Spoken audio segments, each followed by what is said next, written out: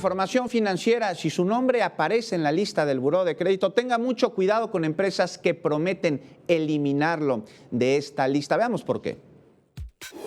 En días recientes, la Comisión Nacional para la Protección y Defensa de los Usuarios de Servicios Financieros detectó páginas de Internet y blogs con logos de dicha institución que ofrecen eliminar las calificaciones negativas de los usuarios en el buró de crédito, situación que indican no es posible y alertan a los usuarios financieros a no dejarse engañar.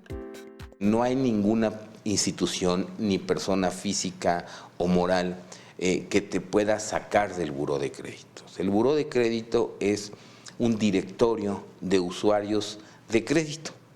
Si tú solicitas un crédito, ya sea a un banco, con tu tarjeta de crédito o de cualquier tienda de almacenes, pues vas a estar inscrito en el buró de crédito. Autoridades informan que las personas tienen una idea errónea de lo que es el buró de crédito, de ahí que sean presas fáciles para los fraudes financieros. Es como un directorio. Ahora yo digo, lo malo es aparecer en el directorio con una crucecita o con algo que te indique que eres mal pagador. Por lo regular, todas las entidades financieras y las no financieras te mandan al buró de crédito cuando tu deuda pues tiene más de 3 meses de no ser pagada. Y de ahí en adelante nadie te puede sacar.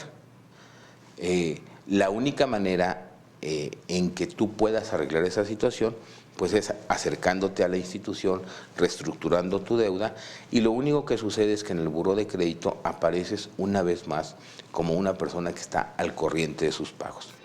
Las personas pueden consultar su buró de crédito de manera gratuita una vez al año con las 2 empresas autorizadas que son Buró de Crédito y Círculo de Crédito. Asimismo, en caso de que una empresa financiera quiera consultar el buró de crédito de alguna persona, deben pedir su consentimiento. Para que los usuarios estén alerta de que pueden estar siendo víctima de un fraude, la Conducef dio a conocer algunos de los sitios falsos que circulan por la red.